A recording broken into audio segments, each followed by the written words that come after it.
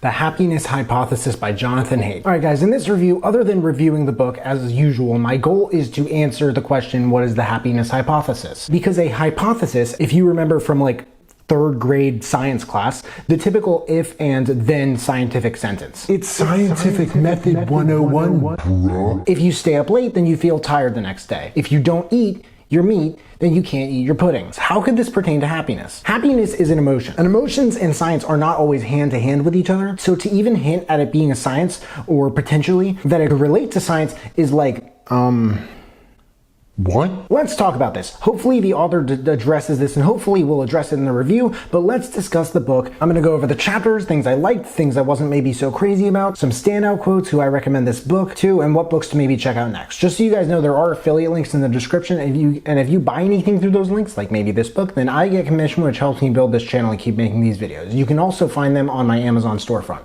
Welcome back to my channel. My name is Sam, and I wanna make self-growth normal, because people shouldn't have to look this information up. It should just be mainstream knowledge. If you agree, then please make sure to smash that like button. The author said that this is a book about 10 great ideas, and that each chapter is an attempt to save one idea that has been discovered by several of the great civilizations, to question it in light of what we now know from scientific research, and to extract from it the lessons that still apply to our modern lives. This guy is a social scientist and a University of Virginia professor. I took a look at the accompanying PDF of the audiobook, and I'm not going to display it because I just want to be on the safe and sure side of intellectual copyright law by assuming it's probably illegal for me to do so. That being said, I could never imagine myself taking a college psychology course.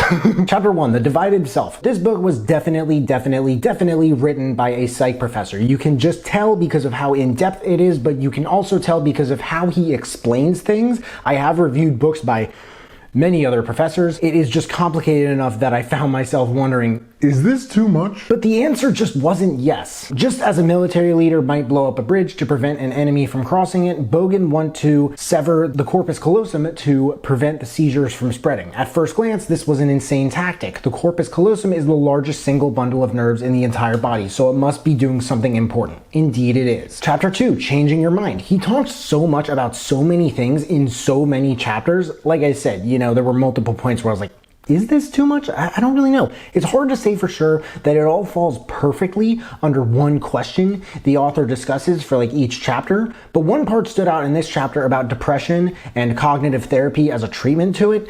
A big part of cognitive therapy, just so you guys know, is capturing your thoughts, writing them down, naming the distortions, and finding more alternative and accurate ways of thinking. And over many weeks, your thoughts become more realistic, the feedback loop breaks, and your anxiety or depression abates. He refers constantly throughout Happiness Hypothesis to his own analogy of an elephant and a rider of an elephant.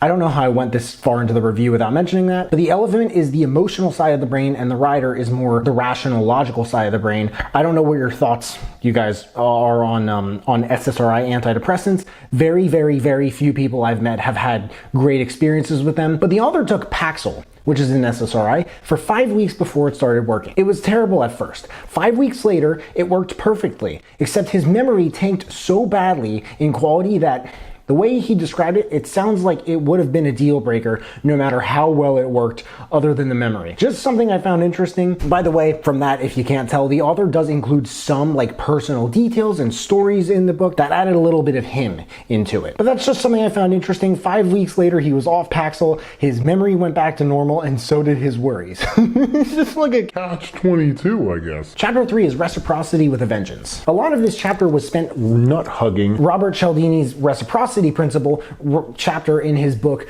Influence, and you know what? It should be. That dude deserves some nut hugging, let me tell you.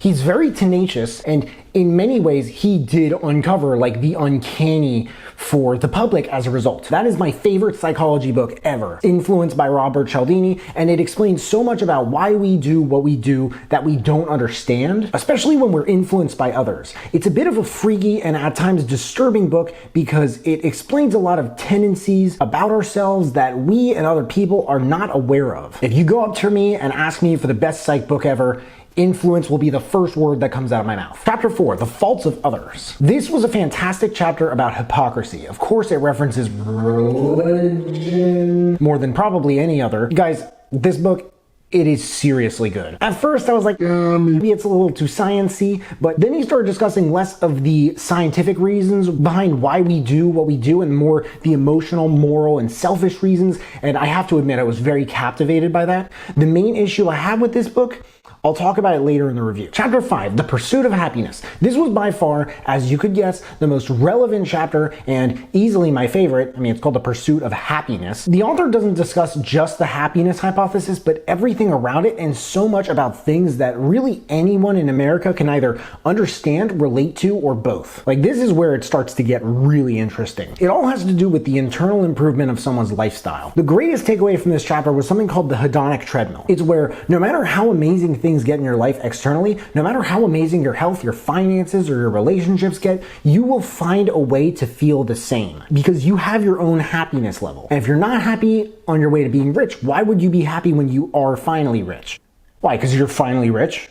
So you have all the money? I mean, you'll never know until you find out, but talk to a lot of people who are actually rich about it, and you might hear a little bit of a different story. It is a mental state, happiness, but we'll find a way to feel whatever it is, no matter the circumstances, unless they're so ridiculously good or bad that they just change us internally. We are so sensitive to change, but eventually we get used to the change. The author noted how gratifying activities and kind acts for others increases happiness, and also the summary of The Flow Idea by Mihai Csikszentmihalyi, which is a book that, the more self-help books I hear about, the more I hear about it, and I've already reviewed it, and you don't need to tell me another 7 quadrillion times. But chapter 6 is Love and Attachments. This went over a lot. I can't imagine the amount of stuff that you learn in his lessons plans, different types of love, the dangers of love, societal implications of it, attachment styles, religious texts, and more kind of weave into this like all-encompassing take on how love affects happiness. Chapter 7 is The Uses of Adversity. There are some heartfelt stories in this one about people who took bad situations and turned them into something beautiful. I love how the author included personal thoughts and experiences,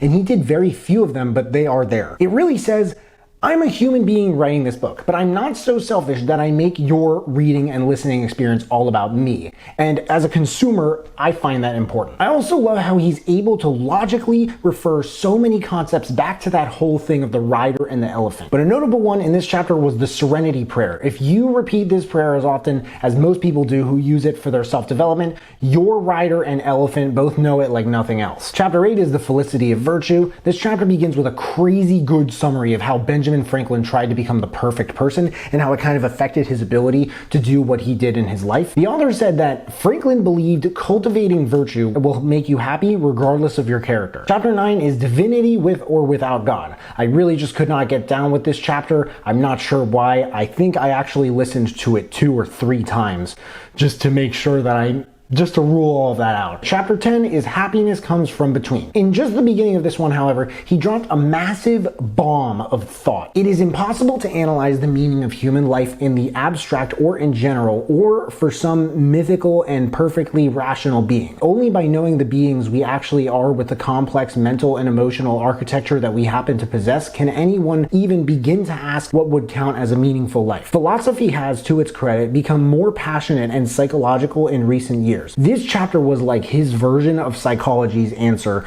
to the question, what is the meaning of life? But it was fascinating. The whole thing was really fascinating. At the end, overall, I was very surprised, which is strange because I wasn't sure what I was expecting, honestly. But when I first got the book, the actual hypothesis, I don't know. I'm not really sure I picked it up. When I don't pick something up like that, usually I look it up and I check multiple sources just to make sure I'm not misinforming you guys. When that doesn't work, believe me, you'll know when you read the comments, just like in that Jamie Lynn Spears review. But when I looked this up, I just couldn't find it. From what I gathered, it's either that happiness comes from the inside, or it's either nature or nurture, or a combination of both. What I'm wondering is what all these things in the chapters, the questions, hypocrisy, reciprocity, adversity, virtue, divinity, what does it all have to do with that? That's my sort of qualm here. How do they contribute to that? I'm happy with this book. A lot of clarity in the links to that theme is the only thing I wasn't really able to find though. And as it turns out, he does clarify this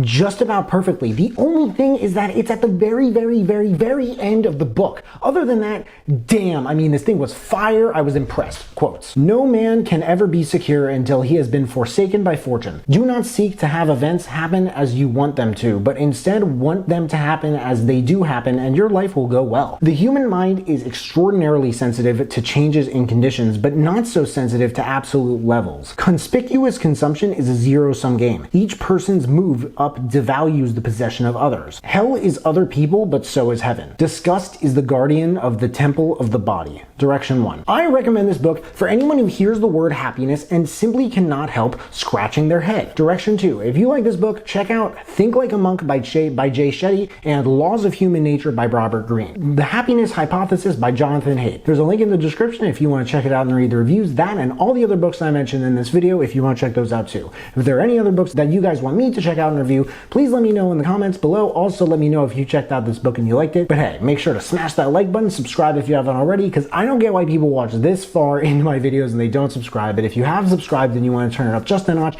and turn on that notification bell to get a notification whenever I drop new videos, that would mean the world to me. Thank you guys so much for watching. I really appreciate it. You can find me everywhere and I will see you then.